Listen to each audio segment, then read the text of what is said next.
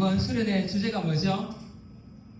Awake 52. 52에 대해서 어제 설명을 드렸어요. 그죠? 이제 이번 수련회는 특별히 오늘 하루하고 끝나는 게 아니라고 했어요. 이제 오늘부터 52일 동안 여러분과 어제부터죠. 52일간 앞으로 이제 여러분이 성벽을 쌓을 겁니다. 이 그림을 보면 제가 심혈을 기울여서 만들었습니다. 잠깐만요. 누가 이거를 또 눌러놨네요. 여기 뒤에 보면 어두운 도시가 있습니다. 지금 밤입니다. 밤. 이 캄캄한 도시 가운데 이 어웨이크 지금 해가 글씨 안에 해가 지금 뜨고 있습니다. 그죠? 이 글씨 하나도 제가 아주 심혈을 기울여서 만들었다니까요. 박수 좀 나와야 되는데요.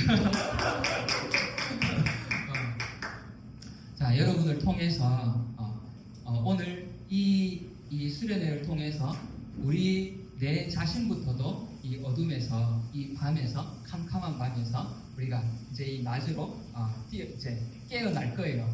그죠? 또 우리를 통해서 이 교회와 또 이 도시가 이제 이 어둠에서 빛으로 깨어날 것입니다. 아멘. 이제 여러분들은 그런 사명을 가지고 계신 분들이에요. 그래서 그냥 여기 오늘 좀 이 연휴 앞에 목사님 왜 우리 꼭 굳이 또 불러가지고 힘들게 이러시면 안 되지. 이런 마음으로 앉아 있으면 안 돼요. 내가 지금 이 도시를 지금 깨워야 되는구나.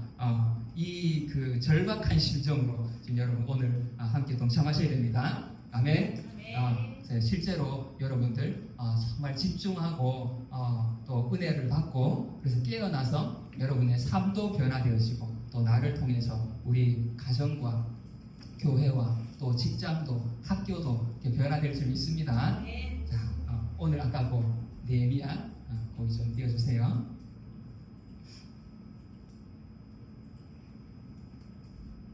네, 오늘 본문 말씀은 느헤미야 제 1장 1절에서 11절인데요.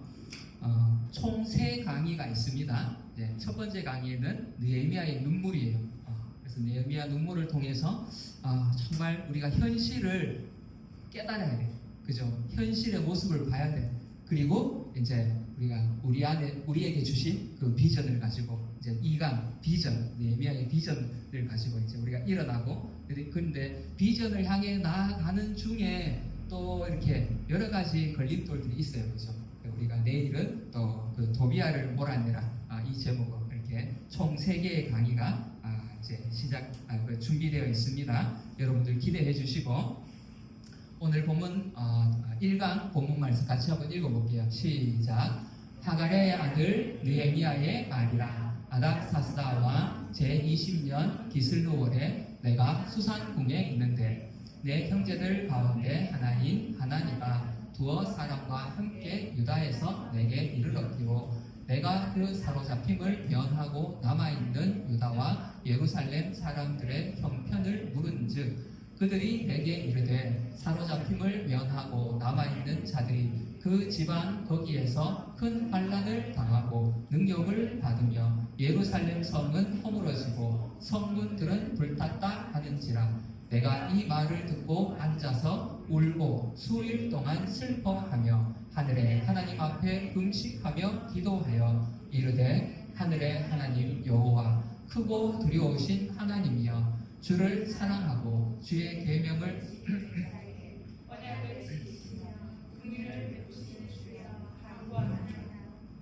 이제 종이 주의 종들이 이스라엘 자손을 위하여 주야로 기도하오며 우리 이스라엘 자손이 주께 범죄한 죄들을 자복하오니 주는 귀를 기울이시며 눈을 여시사 종의 기도를 들으시옵소서. 나와 내 아버지의 집이 범죄하여 주를 향하여 크게 악을 행하여 주께서 주의 종 모세에게 명령하신 계명과 율례와 규례를 지키지 아니하였나이다. 옛적에 주께서 주의 종 모세에게 명령하여 이르시되 만일 너희가 범죄하면 내가 너희를 여러 나라 가운데에 흩을 것이요 만일 내게로 돌아와 내 계명을 지켜 행하면 너희 쫓긴 자가 하늘 끝에 있을지라도 내가 거기서부터 그들을 모아 내 이름을 두려고 택한 곳에 돌아오게 하리라 하신 말씀을 이제 청하건대 기억하옵소서. 이들은 주께서 일찍이 큰 권능과 강한 손으로 구속하신 주의 종들이요 주의 백성이니이다. 주여 구하오니 귀를 기울이사 종의 기도와 주의 이름을 경외하기를 기뻐하는 종들의 기도를 들으시고 오늘 종이 형통하여 이 사람들 앞에서 은혜를 입게 하옵소서 하였나니 그때에 내가 왕의 술관원이 되었느니라. 아멘. 자, 우리 먼저 우리 교회에 하나님이 주신 말씀이 있어요. 우리가 이제 이 말씀, 이 교회에 대해 우리 교회를 내가 잘 알아야 되잖아요. 그죠? 여러분들 이렇게 Father's House 교회를 다닌다고 하는데 이 교회에 주신 말씀이 뭔지 어디로 가고 있는지 그것도 모르고 그냥 와서 이제 예배드리고 아이고 오늘 은혜 받았습니다 이러면 안 돼요. 그죠? 우리가 가는 방향을 잘 알아야 돼요. 그래서 이렇게 힘들지만 또 명절 앞에 쉬고 싶지만 굳이 또 이렇게 불러서 우리가 이렇게 말씀을 나누고 비전을 선포하고 하는 거예요. 저도 오늘 그냥 좀 쉬면 좋지 않겠어요, 그죠? 근데 여러분, 여러분을 귀찮게 하고 힘들게 하는 목회자가 좋은 목회자인 줄 믿으시기 바랍니다. 네, 자, 지난 우리 한 해 동안 요 앞에 우리 현수막 있었죠, 그죠? 나의 사랑, 나의 어여권자야, 일어나서 함께 가자. 이 구절은 이 아가서 말씀은 우리 교회에 이제 계속해서 주시는 말씀이에요. 그래서 우리가 정말 이 시대에 연약한 사람들, 또 연약한 청년들, 또 연약한 성도들 함께 그렇게 갈 거예요. 여러분 아까 우리 재규 형제하고 이 선교단체에 대해서 잠깐 이제 밥 먹으면서 얘기를 나눴는데 선교단체는요 함께 가지 않아요. 왜냐하면 여기는 군사들이야. 그래서 목적을 향해서 막 달려가. 그래 여기에서 낙오되는 사람들은 어쩔 수 없어. 너희들은 이제 그냥 좀 떨어져도 어쩔 수 없다. 우리는 계속 전진해야 된다. 이게 선교단체예요. 그런데 교회는 그렇지 않아요, 그죠? 특별히 우리 교회는 이렇게 하나님의 사람들, 하나님의 백성들 함께 일으켜서 조금 속도가 더디다 할지라도 함께 격려하고 일으키고 치료되고 회복되고 그렇게 해서 성장해 갈 거예요. 그래서 우리에게 주신 이 말씀을 여러분 기억하시고 Father's House의 정체성이 이거구나. 그래서 기억해 주시고 이제 우리 1월 달부터 계속 하고 있는 시편 18편 29절 이 말씀은 올해 이제 우리의 말씀이고 올해 우리가 또 붙들고 달려갈 말씀이에요. 우리 같이 한번 읽어볼까요? 시작. 내가 주를 의뢰하고 적군에 달리며 내 하나님을 의지하고 담을 뛰어 넘나이다.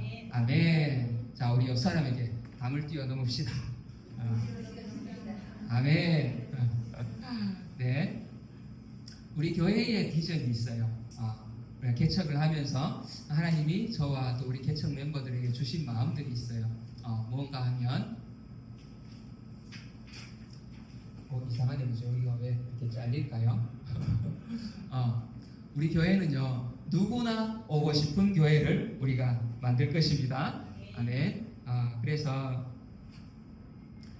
단순히 이렇게 예수님을 믿는 사람뿐만 아니라 그죠? 예수님을 믿다가 낙심한 사람들도 올 수 있고 또 지나가던 학생들, 지나가던 청년들도 들어와서 차 한잔 마시고 또 갈 수 있는 그렇게 또 이렇게 나눔을 하고 갈 수 있는 그런 편안한 장소 그런 교회가 되기를 원해요.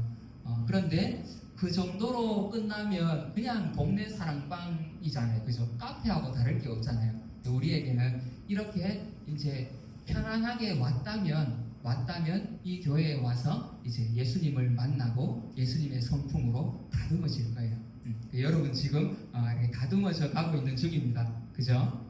그래서 마음이 아픈 이 시대의 청년들 또 요즘 이따가 강의에도 나오는데 정말 이렇게 꿈이 없이 살아가는 사람들이 참 많잖아요. 그런 청년들 우리 자녀 세대들이 와서 예수님을 만나고 예수님을 만나면 반드시 변하게 돼 있어요. 그런 변화들이 있는 그런 공동체를 만들 거예요.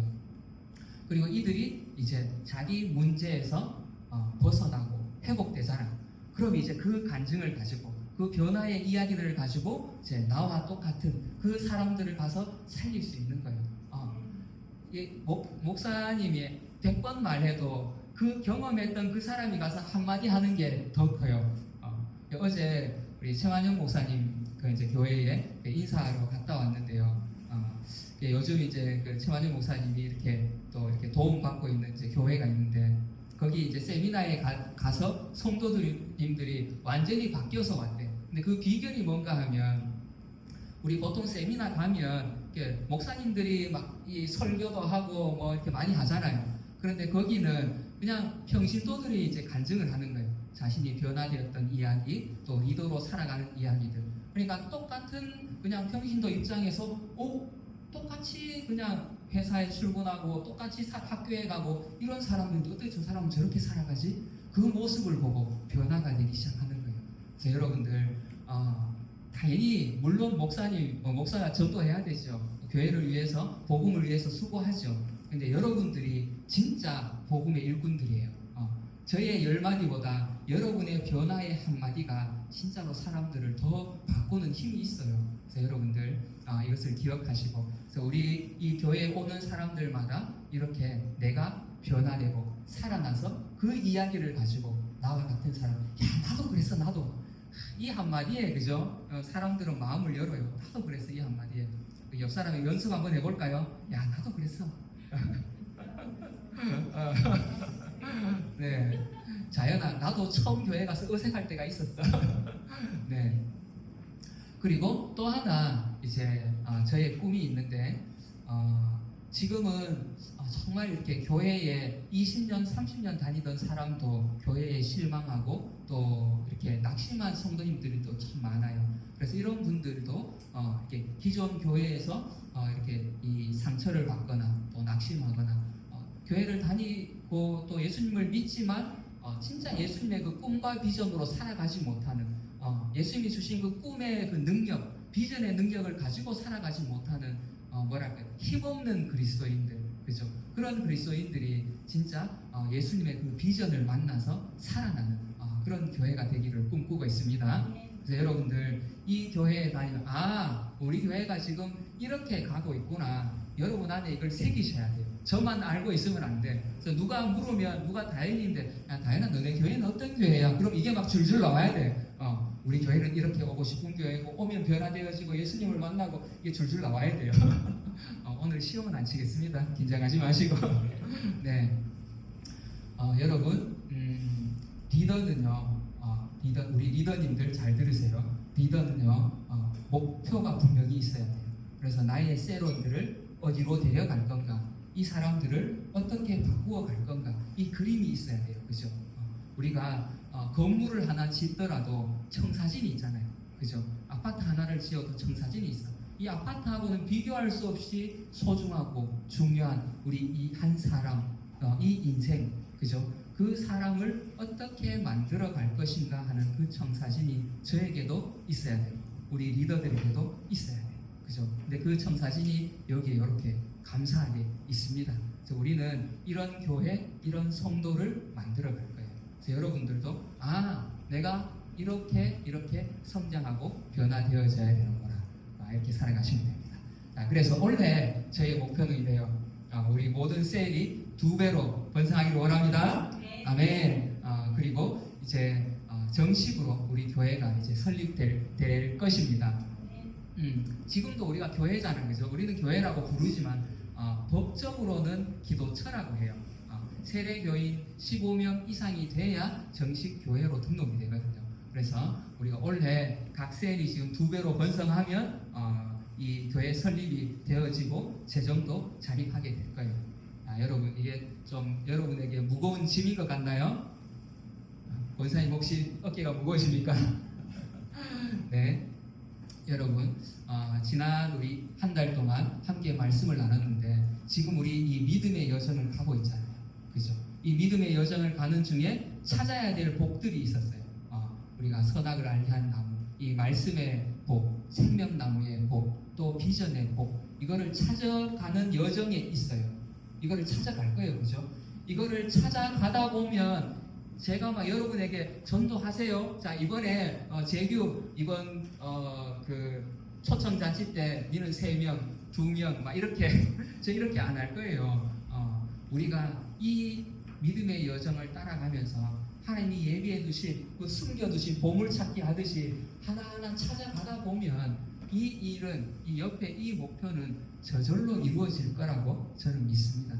그래서 여러분들 예배 드리는 것, 교회에 오는 것, 봉사하고 뭐 전도하는 것, 제가 이렇게 비전을 막 선포하잖아요. 사실 듣는 입장에서는 또 부담스러울 수도 있어요. 그런데 그 부담은 내려놓으시고 내가 정말 주님 안에서 내가 이 말씀의 복을 찾아야 되는구나, 내가 이 생명의 복을 찾아야 되겠구나. 여기서 말하는 생명은 어떤 생명? 왕의 생명. 그죠? 이 구원받는 생명은 이미 우리 안에 있어요. 여러분 예수 그리스도 영접하셨잖아요. 그죠? 그런데 정말 우리가 왕 노릇하는 그 왕의 생명을 회복해야 되잖아요. 그죠? 이것을 찾아가다 보면 이 목표들은 저절로 이루어질 줄 믿습니다. 아멘. 자, 오늘 본문을 우리 같이 좀 보도록 할게요. 혹시 지난 한 주간 내가 좀 울었습니다 하시는 분 있나요? 운 사람 없어요? 지난 한 주간에? 우리 다들 행복하시군요. 우리 살다가 보면 이렇게 울 일들이 참 많이 있어요. 그죠? 아파서 울기도 하고, 때로는 관계가 좀 어려워서 울기도 하고, 때로는 뭐 드라마 보다가 울기도 하고 그죠? 여러 가지 이렇게 참 울 일들이 많이 있긴 한데, 근데 남자들은 잘 안 울어요. 그죠? 이 사람들 앞에서 혹시 재규 형 이제 그 우는 거 봤어요?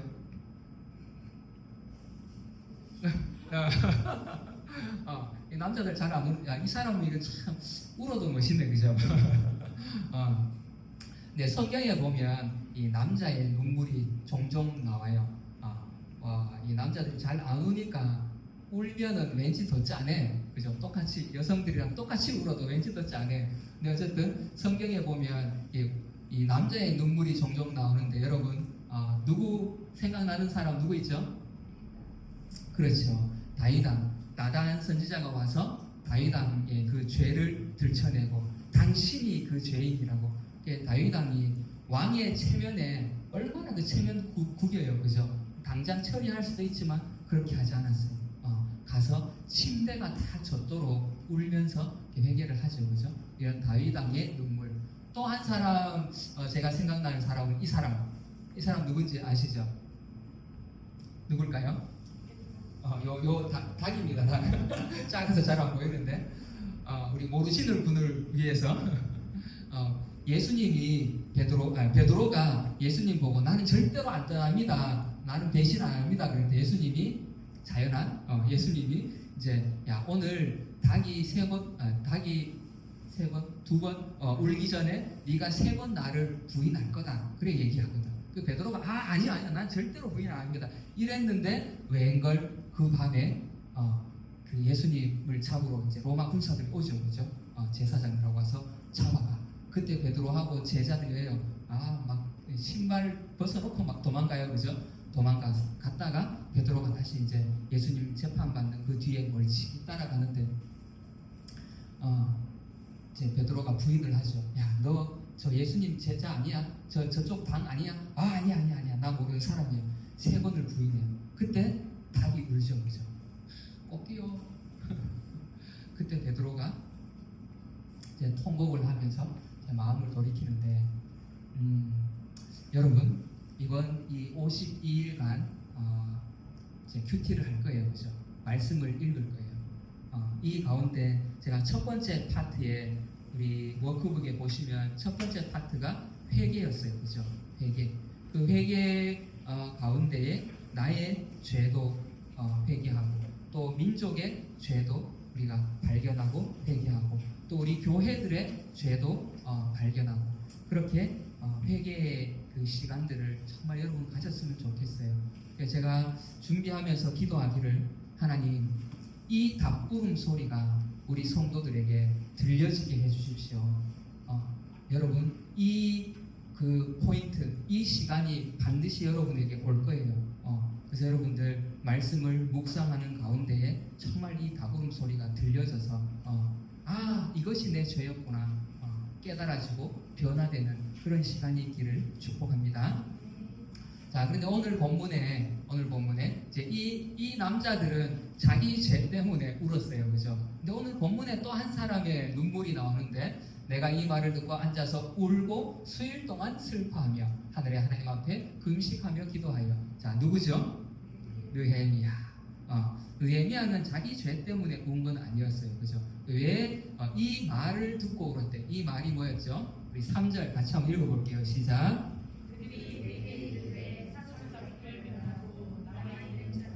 그 집안 거기에서 큰 환난을 당하고 능력을 받으며 예루살렘 성은 허물어지고 성문은 불탔다 하는지라.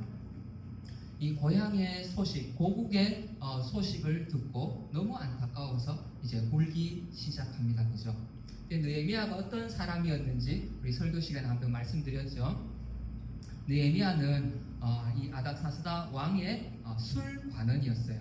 술관원, 그냥 그 양조장 사장님인가 아니라고 했어요, 그죠? 이 당시에 술관원은 왕에게 술도 올리지만 왕의 음식도 관리하고 왕의 침소도 관리하는, 그러니까 진짜 왕의 최측근이에요. 그리고 음식이나 침실을 맡길 만큼 믿을 만한 사람. 그러니까 느헤미야는 이 이방인으로서, 이 나라의 이방인으로서는 정말 가장 성공한, 출세한, 그죠? 그런 사람이죠. 그러니까 느헤미야는 그냥 이 자기 현실에 머물러 있으면 너무 편안한 그런 삶을 살 수 있는 사람이에요. 그런데 오늘 그 본문을 이렇게 보면 느헤미야가 늘 고향 이 고국 생각을 했던 것 같아요. 그러니까 소식을 듣자마자 울기 시작하잖아, 그죠? 여러분, 제가 아까 지난 한 주간 혹시 울었냐고 물어봤는데, 여러분은 무엇 때문에 지금 울고 있습니까? 내 지난 한 주간, 또 지난 한 달, 혹은 지난 1년을 한번 돌아보시면서 내가 왜 울었는지, 아니면 지금 무엇을 위해서 내가 울고 있는지 한번 돌아봤으면 좋겠어요. 혹시 나의 건강 때문에, 취업이 안 되어서 우리 청년들, 또 아니면 관계의 어려움들 때문에 교회에 와서도 왜 저 사람 나를 사랑해 주지 않지? 이런 어려움들, 혹은 또 앞에 우리 다윗이나 베드로처럼 내 죄 때문에 그렇게 혹시 울고 있지는 않습니까? 물론 우리에게는 이런 눈물도 필요해요, 그죠? 그런데 정말 우리가 느헤미야처럼 이 나라와 교회를 위해서 울 수 있는, 내 옆에 사람을 위해서 울 수 있는 그런 우리의 기도의 지경이 넓어지기를 축복합니다. 아멘. 네, 이 느헤미야의 눈물의 어떤 의미를 우리 조금 더 이렇게 살펴볼게요. 첫 번째 느헤미야의 의미는 정말 탄식, 그 고국의 소식을 듣고 탄식하면서 또 그들의 아픔을 공감하는 그런 눈물이었어요. 우리 3절 4절 같이 읽어볼게요. 시작. 그들이 내게 이르되 사로잡힘을 면하고 남아있는 자들이 그 집안 거기에서 큰 환난을 당하고 능욕을 받으며 예루살렘 성은 허물어지고 성문들은 불탔다 하는지라. 내가 이 말을 듣고 앉아서 울고 수일 동안 슬퍼하며 하늘의 하나님 앞에 금식하며 기도하여. 그냥 눈 딱 감고 있으면 얼마나 편안한 삶이에요, 그죠? 그런데 느헤미야는 이 고향의 소식을 듣고 그들의 아픔과 그 눈물에 공감하면서 탄식하면서 이렇게 함께 울고 있습니다. 자, 그렇다면 우리의 현실을 한번 봤으면 좋겠어요. 지금 느헤미야는 그 고국의 현실을 보고 울고 있는데, 우리가 살아가는 지금 이 시대의 현실은 어떤가? 제가 몇 가지를 준비해 봤습니다. 여기 그 1장 1절에 보면 하가랴의 아들 느헤미야의 말이라 나오거든요. 근데 느헤미야 아빠 이름이 하가랴인데, 이 하가랴의 뜻이 뭔가 하면 어둡게 하다라는 뜻이에요. 사람 이름을 어떻게 이렇게 지었는지. 그런데 성경에 보면 이 이름들이 하나도 의미 없이 이렇게 기록된 게 없더라고요. 이 하가랴 어둡게 하다. 그러니까 이 이스라엘의 현실을 지금 보여주고 있는 거예요. 캄캄한 밤과 같은 이 현실을 보여주고 있어. 자, 오늘 우리의 현실을 한번 보겠습니다. 지난 10년간 우리 이제 개신교 그 중에 가장 큰 교단 우리 합동 측, 통합 측의 이제 성도수 변화예요. 와, 이 숫자가 잘 안 보이시죠, 그죠? 거의 110만 가까운 우리 요 두 교단에서만 110만 정도의 인구가, 아니, 그 성도수가 줄어들었어요. 와, 별로 안 놀라시네. 110만이면요, 울산 인구가 110만이에요. 한 도시가 사라진 거예요. 와, 여러분, 정말 심각한 현실 아니에요? 그냥 10년 사이에 우리 성도들이 한 도시가 사라질 만큼의 인구가, 성도수가 줄어들었다는 거예요. 뿐만 아니라 이 그래프는요, 연령별로 줄어드는 걸 봤어요. 자, 파란색 2017년, 23년, 노란색 60대 이상은 조금 줄어들었어. 그런데 가면 갈수록 어때요? 점점 많이 줄어들고 있어요. 그죠? 젊은 세대들이 점점 줄어들고 없어지고 있다는 거예요. 이게 좀 심각하죠. 왜 심각해요? 이제 10년 후, 20년 후 이 사람들이 여기에 올 때 되면 어떻게? 더 급격하게 이제 줄어들게 되겠죠. 이런 무서운 현실 가운데, 그리고 더 무서운 거는 지금 여기에 속해 있는 내가 그리스도인이라고 대답한 이 사람 중에서도요, 성인 19세 이상 27%가 교회를 안 나가고 있다는 거예요. 예수님을 믿기는 믿지만 교회는 안 나간다. 예배는 안 드린다. 그런 사람이 지금 이 사람들 중에 27%가 교회를 안 나가고 있다는 거예요. 야, 그것도 문제인데 더 심각한 거. 자, 청소년, 중고생, 청소년은 36%가 교회를 안 나가고 있다는 거예요. 그래서 제가 한번 생각을 해봤어요. 왜 청소년들이 이렇게 교회를 안 가는 비율이 높을까? 과연 이 얘들은 진짜 예수님을 믿는데 안 나가는 애들이 맞을까? 생각을 해보니까 요 세대의 자녀들이 요 세대잖아요. 그죠? 그러니까 엄마 아빠 따라서 교회에 이름이 등록은 돼 있어. 그런데 이제 청소년 되니까 머리가 굵었어. 그럼 어때요? 예수님은 안 믿어지지. 교회는 가기 싫고, 그죠? 가서 하루 종일 앉아 있는 거 힘들잖아요, 그죠? 예수님이 안 믿어지는데 앉아 있어 설교 들으려고 얼마나 힘들어. 그러니까 교회를 안 나가기 시작하는 거예요. 와, 지금 우리의 현실이 이렇다는 거예요. 감사합니다. 우리 유은이 오늘 잘 따라와줘서 우리 자연이도 환영합니다. 여러분이 교회의 미래입니다, 지금. 자, 그런데 반대로 여러분, 이 신천지의 교세입니다. 지금 한 40만 정도 된다고 하는데 매년 10만 명 이상이 여기 수료센터에서 수료를 하고 있다 해요. 그런데 이제 어떤 또 기사를 보니까 이거 좀 뻥튀기가 많이 된 거다, 실제로 이만큼 아니다 라고 말하는 데도 있는데, 어쨌든 이 사람들이 공식적으로 얘기하는 거는 계속 늘어나고 있어요. 수료생들이 계속 늘어나고 있어요. 우리 코로나 터지면서 막 박수를 치면서 드디어 이제 이 이단들이 다 무너지는구나 이랬잖아요. 그런데 오히려 아까 제가 이 통계 보여드렸죠. 기존 교회는 급격히 줄고 있는데 무너질 줄 알았던 신천지는 지금 점점 자꾸 더 커지고 있어요. 와, 이 도대체 어떻게 된 일이죠? 우리 지금 심각한 현실입니다. 그죠? 뿐만 아니라 우리 이 안에 이런 교회의 문제들, 또 이런 이단의 문제들 뿐만 아니라 우리 이슬람도 지금 심각한 교회의 위협이 되는데, 우리 이 영상 잠깐 한번 보고, 여러분 어때요? 지금 그 심각성이 좀 깨달아집니까? 그냥 우리 이 기독교가 전도하는 거하고는 차원이 달라요. 그냥 사원 하나 생겨졌다, 뭐 교회 하나 생긴 거하고 똑같고는 아니에요. 얘들은 우리보다 훨씬 공격적이에요, 그죠? 그리고 이 심하게는 이제 테러의 위협에 우리가 또 노출되기도 하고. 자, 이제 이런 문제들이 있습니다. 이제 외부적인 이런 문제들뿐만 아니라 우리가 지금 살아가는 이 시대에 사람들의 속을 한번 볼까요? 우리 여기 보면 이제 청년기 19세에서 39세 이 우울증 환자의 증가세를 지금 보여주고 있어요. 한 10여 년 사이에 200% 이상이 지금 환자들이 증가했대요. 물론 이건 이제 기존에 이렇게 병원에 안 가던 사람들이 가면서 이렇게 나타나는 것들도 있겠지만, 이렇게 많은 사람들이 지금 마음의 문제 속에 살아가고 있다는 거예요. 뿐만 아니라 이런 이제 우울증에 대한 이야기들은 제가 많이 말씀드렸는데 또 하나로 그 기사 중에 이런 게 있더라고요. 고교생 44% 10억 생기면 1년 감옥 가도 좋다. 우리 고등학생 어떻게 생각하십니까? 지금 이 뭐예요? 우리 다음 세대들이요 열심히 막 공부하고 치열하게 살아가는데 그 가치관이 지금 어때요? 10억이 생기면 1년 감옥 가도 좋대요. 야, 심각한 거 아니에요? 그죠? 윤리의식이 없다는 거, 윤리의식이. 단순히 요거는 요런 뭐 1억, 10억, 뭐 1년 이런 액수의 문제가 아니에요. 윤리의식 자체가 지금 무너져 가고 있다는 거예요. 우리가 살아가는 이 시대의 청년들, 청소년들이.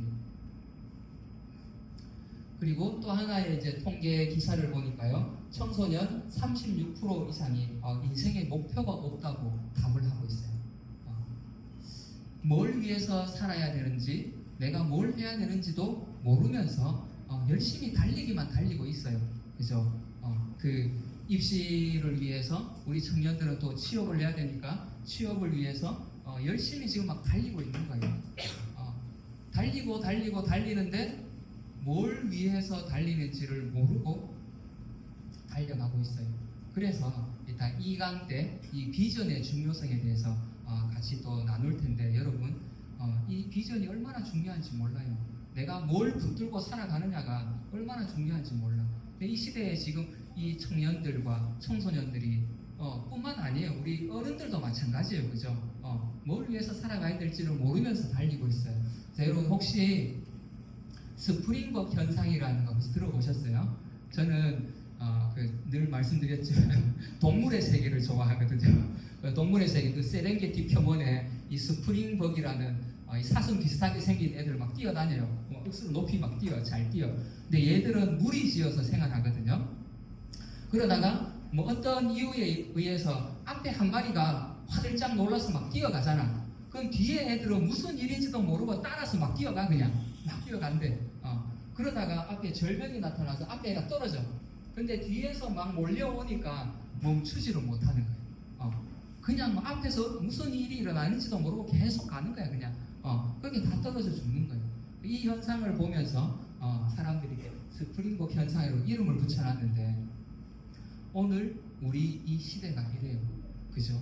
우리 자녀들, 청년들 이 무한 경쟁에 막 내몰리면서 우울증에 빠져서 이 삶이 무너지고 있고 인생의 목표도 없이 살아가고 윤리의식도 다 무너지고 그렇게 막 아이들이 떨어져 죽어가고 있는데도 아무도 이거를 멈춰 세우는 사람이 없어요. 오히려 어른들은 뒤에서 더 밀고 있어. 더 밀고 그죠? 더 경쟁시키고 그럼 누군가는 이 현실을 붙들고 아니라고 멈춰 세울 사람이 있어야 될 거 아니에요. 그죠?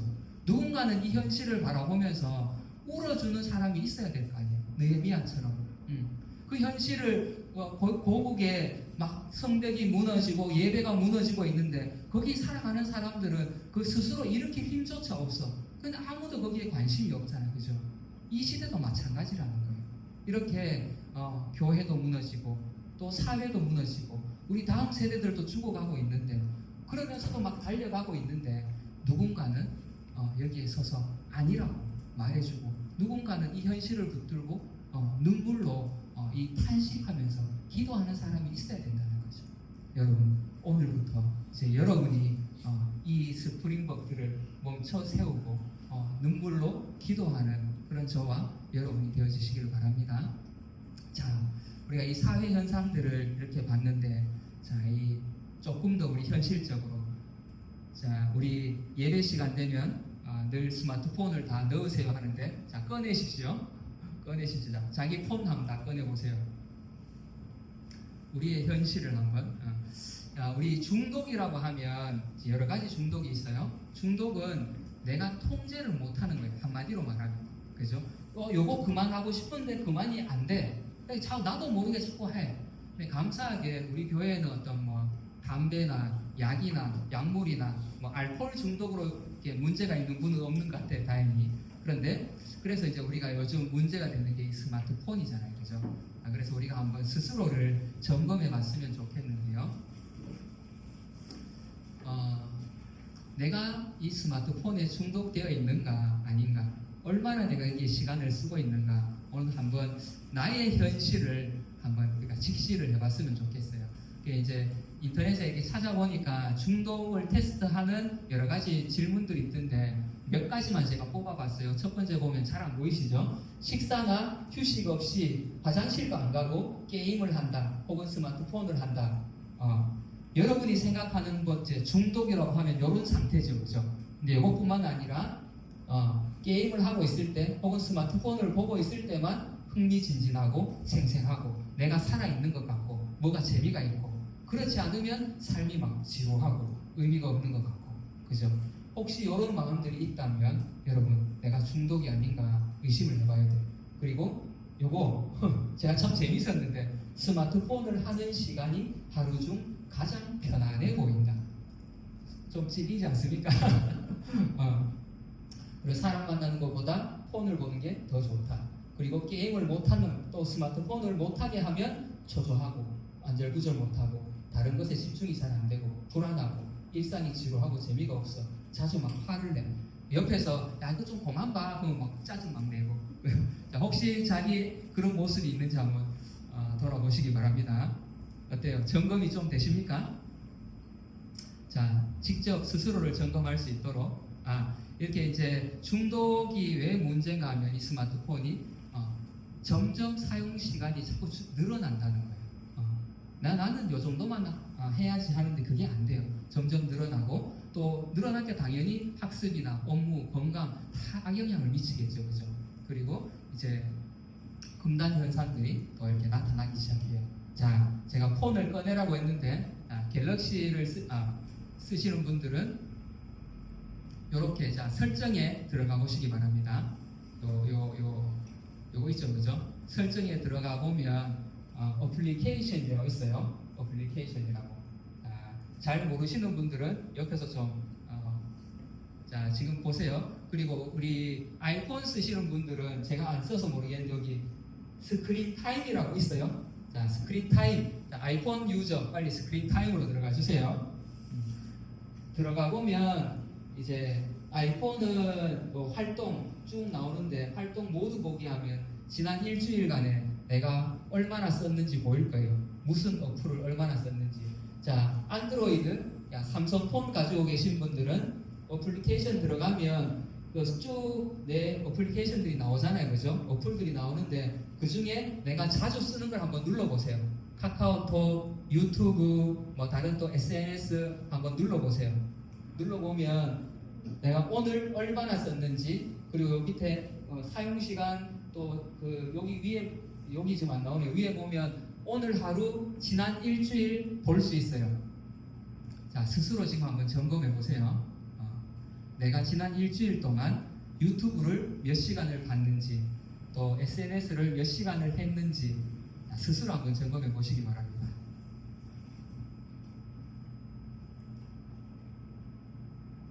확인이 되시나요? 우리 다현이 안 봐도 알아.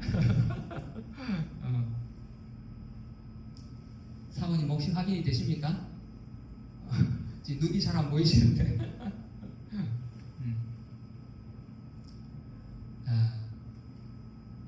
지난 일주일간 내가 유튜브 본 시간이 4시간을 넘어간다, 하루에. 혹은 SNS하고 합쳐서 4시간이 넘어간다. 그러면 아까 질문에는 내가 화장실 안 가는 것도 아니고 이것만 붙들고 있는 것도 아니니까 중독이 아니겠지가 아니라, 시간적으로는 어떤 구체적인 그 기준은 없대요. 그런데 대체로 이제 이 폰을 들고 있는 시간이 4시간 이상이면 중독의 위협이 있다고 그렇게 말하더라고요. 어떻습니까? 여러분의 지난 일주일간의 삶이 좀 보이시나요? 권사님 확인하셨어요?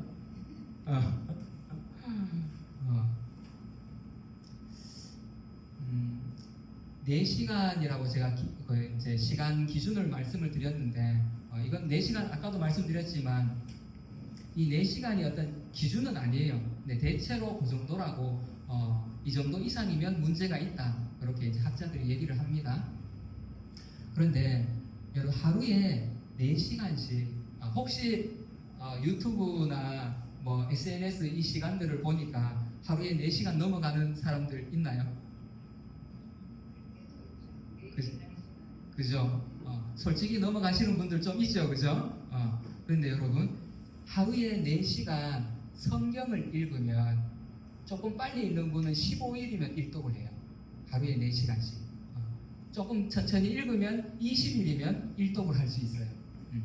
조금 더 천천히 읽으면 한 달이면 하루에 4시간씩 읽으면 성경을 일독할 수 있어요. 여러분, 내가 무엇을 보는지 무엇을 듣는지 너무 중요하잖아요. 혹시 오늘 방금 내가 점검을 딱 했는데 4시간이 넘어가신데 제가 일일이 확인하지는 않겠습니다. 스스로 점검하셔서 내가 폰을 보는 시간이 4시간이 넘어간다. 그러면 내가 자제를 해야 되는구나. 그리고 이제 앞에 또 하나 여기 저는 요 이제 스마트폰에 대해서 이제 좀 이렇게 자료를 찾다가 요 말이 굉장히 와닿더라고요. 기분 전환 목적으로 폰을 보면 중독의 위험이 상당히 높아진대요. 근데 우리 보통 이렇게 쓰잖아요, 그죠? 하루 종일 이제 뭐 이런 저런 일 하고 이제 이제 좀 쉬어야 되겠다. 이 시간은 내 시간이야. 건드리지 마. 이렇게 딱 펼쳐요. 근데 저도 사실 좀 그렇거든요. 근데 기분 전환 목적으로 폰을 보면은 중독의 위험이 높아진대요. 왜? 내 기분, 감정을 여기에 의존하고 있는 거예요. 그래서 폰은 기능적으로만 쓰시기 바랍니다. 기분 전환용이 절대 아니에요. 우리가 아무 생각 없이 그냥 이렇게 살아오고 있는데 이런 위험들이 있다는 거예요. 자, 그래서 여러분들 이거 이름 뭐라 하죠? 이거 이름이 뭐죠? 이 크고 작은 이 표가 이쪽으로 여러분의 사용 시간이 기울어지기를 축복합니다. 아멘. 예, 우리 계속해서 말씀을 보겠습니다. 자, 느헤미야가 이제 이들을 보면서 이제 탄식의 이 눈물들을 흘리는데 여기 말씀에 보면 성전이 무너졌다는 건 뭐냐면 예배가 다 무너졌다는 거예요. 여러분, 이스라엘 백성들은 예배 중심의 공동체인데 예배가 무너지니까 삶이 다 무너지게 되겠죠. 여러분도 마찬가지예요. 여러분 이미 예수 그리스도의 자녀예요. 하나님의 백성들이에요. 예배 중심으로 살아야 되는 사람들이라는 거예요. 그렇지 않으면 삶이 다 무너집니다. 그리고 성벽이 무너졌다는 것은요, 경계가 없어졌다는 거예요. 경계가. 그래서 이 경계가 없다는 것은 세상과 구별이 안 되는 거예요. 세상 사람들과 내가 구별이 안 돼. 이 성벽이 무너졌다는 거예요. 스스로를 한번 점검해 보세요. 내가 정말 세상 사람들과 구별되어져 있는가? 그리고 또 성벽이 없다는 것은 보호받지 못한다는 거죠. 적들이 쳐들어오면 나를 보호해 줄 게 아무것도 없어. 이런 이제 현실 가운데 이들이 이제 놓여져 있는 거예요. 그 어떻게 돼? 세상과 구별도 되어지지 않고 주님이 세상의 빛과 소금으로 살아라 그랬는데 구별도 되어지지 않고 예배도 무너지고 그러면 소금이 맛을 잃게 되겠죠. 자, 우리 마태복음 5장 13절 같이 한번 읽어보겠습니다. 시작.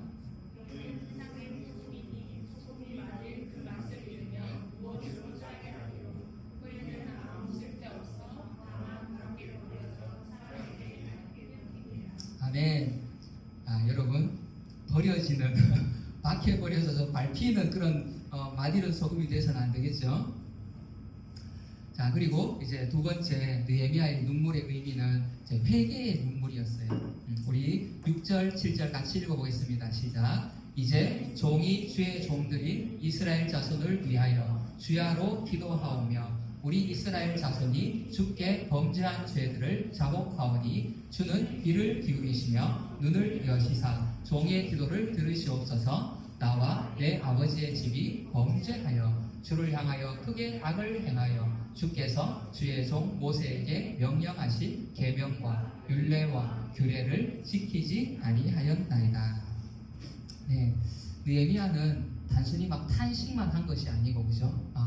저 사람들 왜 저리 살지? 막 그런 것도 아니고, 공감과 함께 이제 회개하기 시작하는 거예요. 하나님, 나의 죄를 용서해 주십시오. 저들의 죄를 용서해 주십시오. 이 민족의 죄를 용서해 주십시오. 이렇게 느헤미야가 회개하기 시작합니다. 우리 성경의 역사는, 이스라엘의 역사는 죄의 역사라고 했어요, 그죠? 근데 어제도 말씀드렸지만 왜 이렇게 성경에 자세하게 부끄러울 만큼 낯뜨거울 만큼 이렇게 자세하게 이들의 죄를 기록해 놨을까? 왜 이렇게 죄를 기록해 놨을까요? 자, 어제 혹시 말씀 기억나시나요? 자, 우리 그 해답을 같이 한번 읽어볼게요. 고린도전서 10장 11절 시작. 그들에게 일어난 이런 일은 본보기가 되고 또한 말세를 만난 우리를 깨우치기 위하여 기록되었느니라. 아멘. 여러분, 이번 52일간 예레미야서를 묵상하면서 이거를 봐야 돼. 내 죄를 봐야 돼. 이 백성들 이렇게 살았구나. 이게 아니라 나의 죄를 발견하고 이 시대에 우리 교회들의 죄를 발견하고 그것을 붙들고 하나님, 우리가 이 실패를 반복하지 않게 해주십시오. 우리 선조들의 이 실패를 반복하지 않게 해주십시오. 이것을 붙들고 우리가 회개하며 기도해야 된다는 것입니다. 하나님은 크고 두려우신 하나님이시고 우리와 언약을 맺으시고 그 언약을 지키시는 분이 바로 하나님이세요. 그죠? 느헤미야가 바라본 하나님은 이런 하나님이었어요. 그런데 느헤미야가 바라본 사람은 어떤 존재예요? 늘 이 언약을 깨뜨리는 존재. 그죠?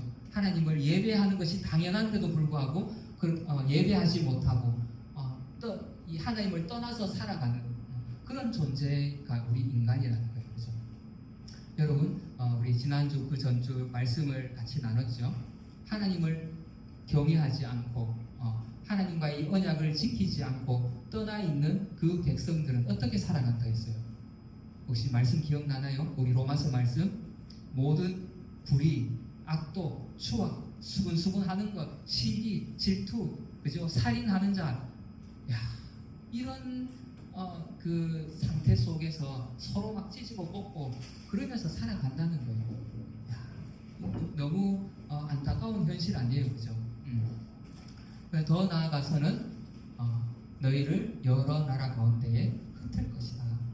그런데도 불구하고 깨닫지 못하고 계속 그 길로 가면 하나님이 흩어버리시는 거예요. 결국은 우리 이제 예레미야 어제 제가 개간해 드렸잖아요. 결국 그 말을 듣지 않다가 이제 이스라엘도 멸망하고 북이스라엘, 남유다도 결국은 멸망해서 다 흩어지고 포로로 끌려가고. 자, 여러분, 지금 내 삶 가운데에 하나님이 이렇게 흩어버리신 것이 없는지 한번 돌아봤으면 좋겠어요. 하나님이 지금 나의 건강을 흩어버리지 않으셨는지, 또 아까 우리 통계에서 봤듯이 교회의 성도들을 지금 하나님이 흩어버리셨잖아요. 그럼 이 교회들이 일어나서 회개해야 될 거 아니에요. 그죠? 이 말씀들을 보면서 우리를 가르치려고 기록해 놓으신 건데, 여러분의 물질이 지금 다 흩어져 있지 않나요?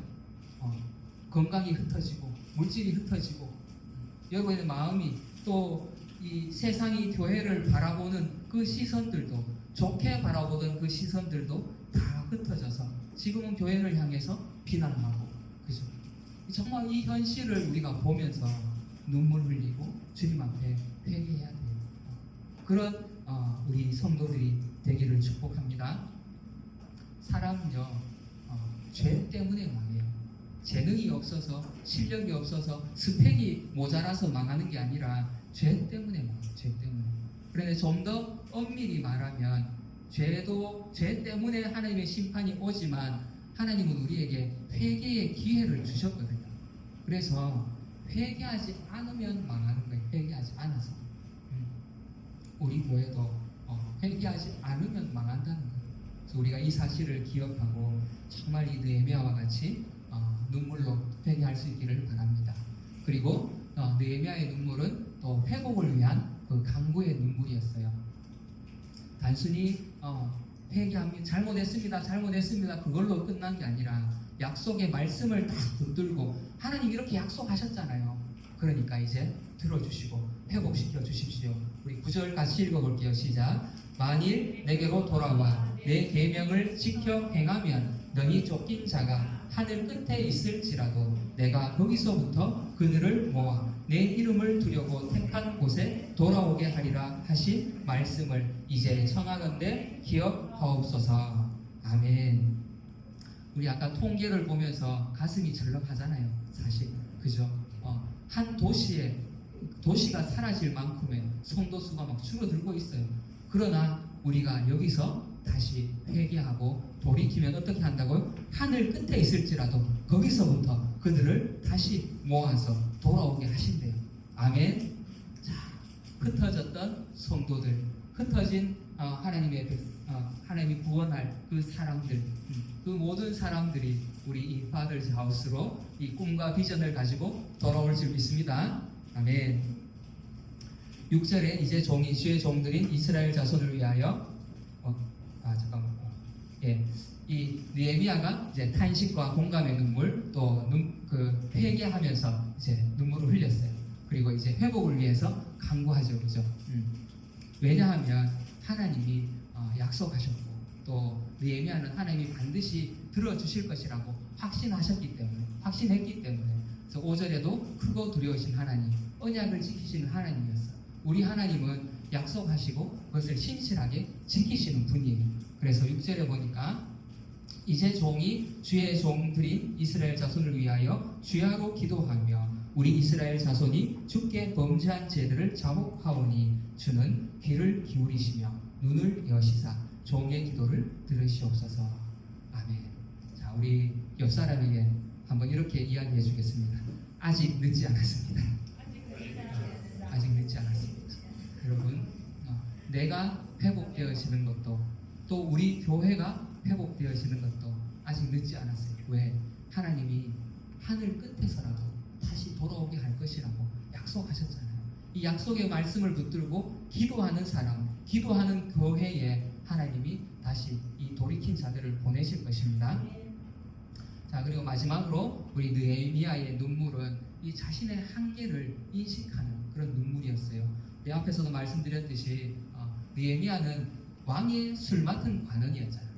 그러니까 이제 공무원. 자기 마음대로 가고 싶다고 해서 갈 수 없어요, 그죠? 왕의 명령에 이제 속해 있는, 묶여 있는 사람이라는 거예요. 그러니까 가고 싶어도 어떻게 할 수 없고 마음은 너무 막 애가 타는데 어떻게 할 수가 없어요, 그죠? 그리고 2장 2절에 보면 이제 왕이 묻죠. 야, 네 얼굴이 왜 그렇게 근심이 많냐, 수심이 많냐? 여러분, 이 시대에는요, 왕 앞에서 신하들이 늘 빵긋빵긋 웃어야 돼요. 근심 어린 얼굴로 막 이렇게 있으면 그냥 뭐랄까, 이 불충한 죄로 그냥 이렇게 죽을 수도 있는. 그런데 이 느헤미야는 그걸 알지만 이 마음의 근심이, 마음의 그 고통이 너무 크다 보니까 얼굴에 그냥 그대로 이렇게 나타나는 거예요. 자기가 막 이 소식을 듣고 어떻게 하고 싶은데 지금 현실이 너무 어렵잖아요, 그죠? 어떻게 막 갈 수도 없고 왕인데 말하는 것도 참 쉽지 않고. 그런데 이 느헤미야는 자신의 이 한계, 자신이 넘을 수 없는 이 한계를 붙들고 어떻게 하죠? 탄식만 하고 있는 게 아니라 이 문제를 들고 하나님 앞에 나아가요. 그죠? 내가 넘을 수 없으니 하나님 도와주십시오. 하나님 앞에 기도했더니 하나님이 응답하기 시작하십니다. 2장 4절에 보면 왕이 내게 이르시되 그러면 네가 무엇을 원하느냐? 왕이 아까도 말씀드렸잖아요. 근심 인상 쓰고 있으면 당장 처리해라 이럴 수 있는데 하나님이 그 느헤미야의 기도를 들으시고 왕의 마음을 이렇게 열어주시는 거예요. 그래서 왕이 기분 나쁘면 처리할 수도 있는데 물어보는 거예요. 야, 뭘 원하느냐? 물어보는 거예요. 근데 물어봤는데 왕이 마음에 안 들어서 어디 그런 쓸데없는 소리를, 이럴 수 있잖아요. 네가 지금 간이 배 밖에 나왔구나 이럴 수 있는데 6절에 보니까 네가 몇 날에 다녀올 길이며 어느 때에 돌아오겠느냐 하고 왕이 나를 보내기를 어떻게 여기셨다고? 좋게 여기셨대. 야, 여러분, 하나님은 사람의 마음을 움직이시는 분이십니다. 아멘. 여러분, 혹시 관계에 어떤 어려움들이 있는 사람이 있다면 그것을 붙들고 하나님께 기도하시기 바랍니다. 하나님, 저 사람의 마음을 열어주십시오. 그리고 나의 마음도 좀 열어주십시오. 용서하지 못하는 사람들, 또 내가 용서받지 못하고 있는 사람들, 하나님 이 마음을 좀 열어주십시오. 관계의 문을 열어주십시오. 우리가 기도할 때 하나님께서 사람의 마음을 움직이실 줄 믿습니다. 뿐만 아니라 우리 7절에 이 부분도 우리 같이 말씀을 나눴었죠. 왕이 이제 조서를 내려서 갈 필요한 그런 서류도 주고 공사에 필요한 그런 자재들도 다 공급해줘. 왕이 요구하는 거 다 허락해줘요. 근데 느헤미야가 어떻게 고백하죠? 느헤미야가 왕에게 잘 보여서 이렇게 한 게 아니에요. 내 하나님의 선한 손이 나를 도우시고 하나님이 느헤미야의 기도에 이렇게 신실하게 응답해 주십니다. 자, 이렇게 필요한 서류들, 필요한 자재들 다 공급해 주실 뿐만 아니라 여러분 하나님은 풍성하신 분이잖아요. 그래서 함께 일할 동력자도 다 보내주십니다.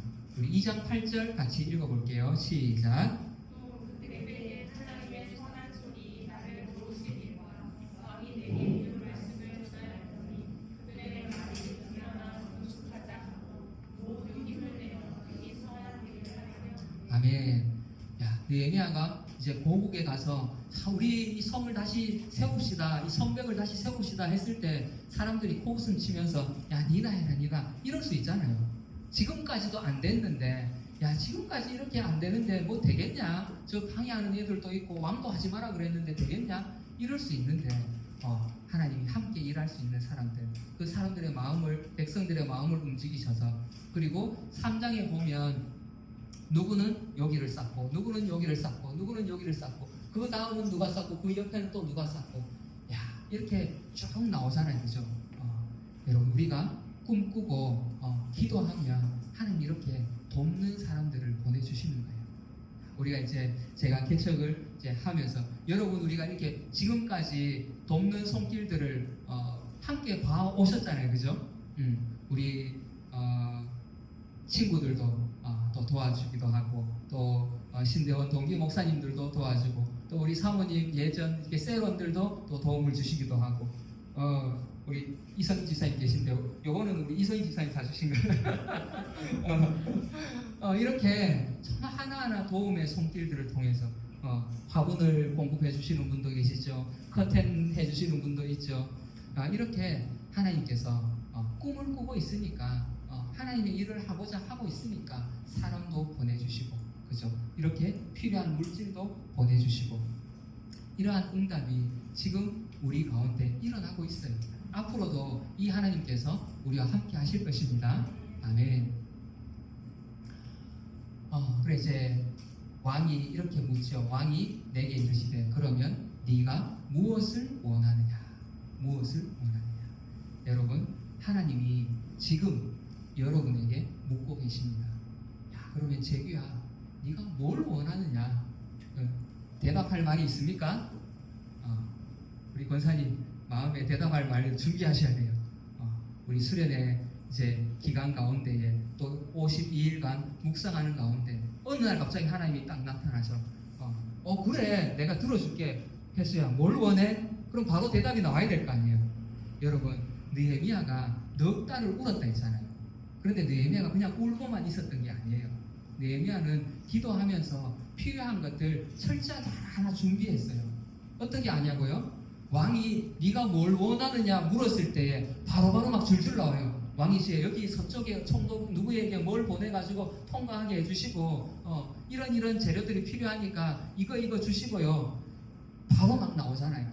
느헤미야가 얼마나 넉 달 동안 기도하면서 세세하게 준비를 했겠어요. 왕이 물을 때 바로 답이 나와요. 여러분들 지금부터 하나님이 네가 무엇을 원하느냐 물으실 때에 여러분 대답할 말을 준비하시기 바랍니다. 아멘. 자 우리 잠언 말씀 같이 한번 읽어보겠습니다. 시작. 사람의 나가 여호와를 기쁘시게 하면 하나님의 일을 하고자 하면 그 사람의 원수라도 그와 더불어 화목하게 하시느니라. 길을 열어주신다. 아멘. 또 노란색은 제가 이렇게 해석을 붙여놓은 겁니다. 여호와를 기쁘시게 하면 내가 하나님이 원하시는 그 일을 하고자만 한다면 원수라도 더불어 화목하게 하신대요. 원수라도. 이스라엘의 원수 아니에요. 그죠? 이 페르시아의 왕이 원수. 그런데 그 사람을 통해서 필요한 모든 것들을 공급해 주시잖아요. 그죠? 이렇게 하나님이 일하신다는 거예요. 우리가 꿈꾸고 비전을 품고 나아가면 하나님께서 돕는 자들 또 주시고 길도 열어주시고 그 비전에 대해서는 이따 2강 때 또 자세히 나누도록 하고요. 우리가 이렇게 주님 앞에 기도하면 하나님께서 너는 내게 부르짖으라 내가 네게 응답하겠고 네가 알지 못하는 크고 은밀한 일을 보이리라.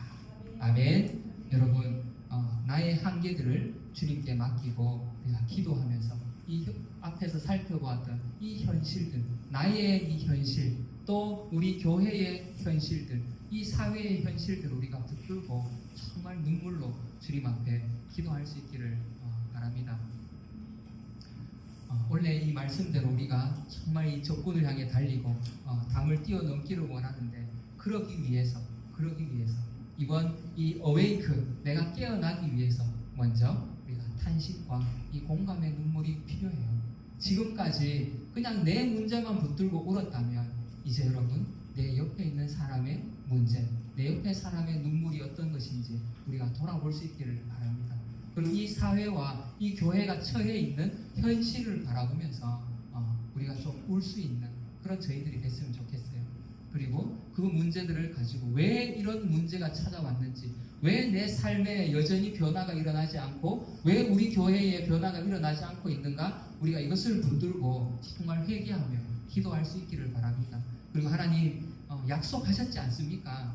이 약속의 말씀대로 우리가 주님의 꿈과 비전을 가지고 나아가는데 회복시켜 주시고 나의 몸의 질병도 치료해 주시고 내 마음의 문제도 치료해 주시고 회복시켜 주십시오. 내가 정말 할 수 없는 문제들, 야 이건 도저히 안 되겠다, 그런 문제가 있다면 그것을 가지고 하나님께 맡기고 정말 눈물로 맡기고 우리가 이 눈물로서 나를 깨우는 그런 이 시간들 되어지기를 축복합니다. 아멘.